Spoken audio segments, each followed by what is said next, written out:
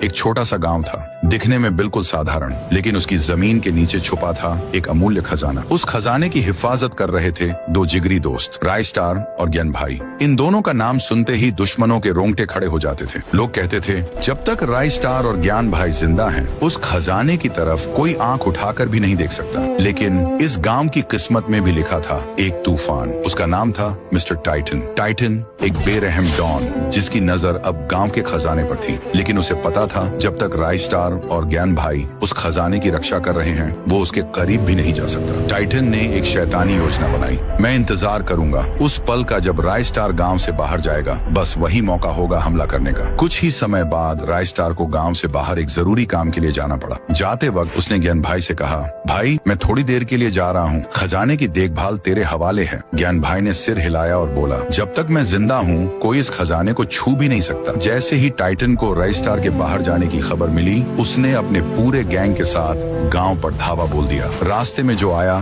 Titan ने उसे बेरहमी से मार गिराया। आखिरकार वो खजाने के सामने पहुंचा, लेकिन तभी ज्ञान भाई सामने आ गया। रुक जा टाइटन, मेरे रहते तू इस खजाने को हाथ नहीं लगा सकता। टाइटन गरजा, हट जा मेरे रास्ते से, वरना अंजाम बुरा होगा। ज्ञान भाई नहीं हटा। टाइटन ने अपनी बंदूक निकाली और गोली चला दी। ज्ञान भाई जमीन पर गिर पड़ा। टाइटन ने सारा खजाना उठवाया और अपनी गाड़ियों में भरवा लिया। कुछ ही देर बाद रायस्टार वापस गांव पहुंचा। चारों तरफ लाशें बिछी हुई थीं, जलते हुए घर, रोते हुए लोग, और तब उसकी नजर पड़ी ज्ञान भाई पर। ज्ञान भाई अंतिम सांसें ले रहा था। किसने किया ये सब? रायस्टार चीखा। ज्ञान भाई ने कांपते हुए हाथ से इशारा किया और बोला, वो टाइटन था। और ये कहते ही ज्ञान भाई ने आखिरी सांस ली। रायस्टार की आंखों में आंसू नहीं, आग थी। जिसने भी ये किया है, मैं यूज छोड़ूंगा नहीं।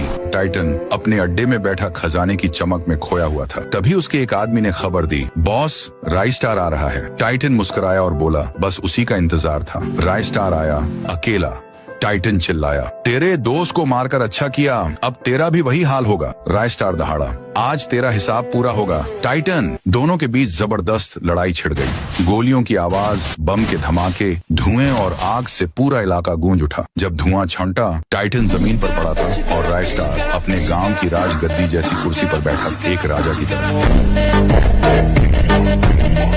पहले भाग में आपने देखा था कि रायस्टार ने अपने भाई जैसे दोस्त ज्ञान भाई की मौत का बदला लेते हुए मिस्टर टाइटन को मौत के घाट उतार दिया। पर कहानी यहीं खत्म नहीं होती। मिस्टर टाइटन का एक बड़ा भाई था, नाम था टाइटन पहलवान। टाइटन पहलवान सिर्फ एक इंसान नहीं, एक बला था। वो इतना ताकतवर और खतरनाक था कि बड़े बड़े बॉडी बिल्डर उसे देखकर पीछे हट जाते। जैसे ही उसे अपने भाई की मौत की खबर मिली, वो दहाड़ते हुए बोला, जिसने मेरे भाई को मारा है, मैं उसकी जिंदगी को नर्क बना दूंगा। गांव की गलियों में गहरा सन्नाटा था। उसने तुरंत अपनी खास फाइटर जेट निकाली और रात के अंधेरे में सरहद पार करते हुए रायस्टार के गांव की ओर निकल पड़ा। टाइटन पहलवान ने जैसे ही कदम रखा, तबाही की शुरुआत हो गई। जिसे देखता मार डालता, औरत, मर्द, बच्चे। कुछ ही मिनटों में पूरा गांव लाशों से पट गया। टाइटन पहलवान ने लाशों के ढेर पर खड़े होकर गरजते हुए कहा, कहाँ है तुम्हारा रायस्टार? कुछ डर से कांपते गांव वाले बोले, वो तो ज्ञान भाई की कब्र पर गया है। उधर रायस्टार अपने दोस्त ज्ञान भाई की कब्र के पास शांत बैठा था। तभी उसके दो खास आदमी दौड़ते हुए आते हैं। रायस्टार भाई, खतरा आ गया है। टाइटन पहलवान ने हमारे गांव पर हमला कर दिया है, सारे लोग मारे जा रहे हैं। ये सुनते ही रायस्टार की आंखें लाल हो जाती हैं। वो गुस्से से कहता है, लगता है इसे भी इसके भाई के पास भेजना होगा। वो अपनी चमचमाती लैम्बोर्गिनी में बैठता है और सीधा गांव की ओर निकल पड़ता है। रास्ते में अचानक कुछ दूर उसके सामने कई हथियारबंद गुंडे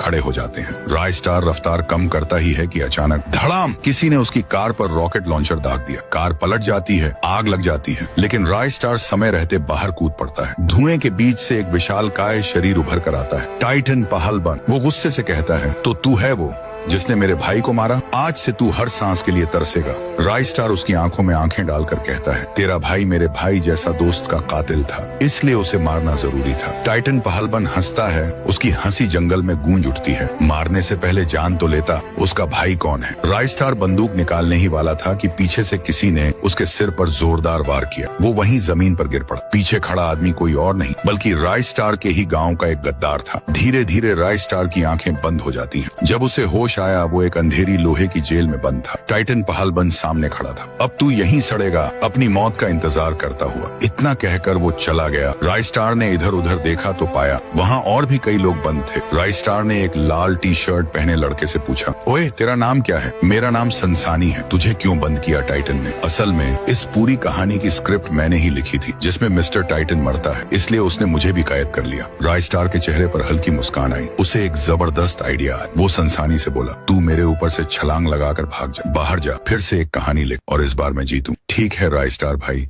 मैं एक ऐसी कहानी लिखूंगा जिसमें तू जीतेगा, लेकिन एक वादा कर, सबसे कहना संसानी FFX को सब्सक्राइब करें।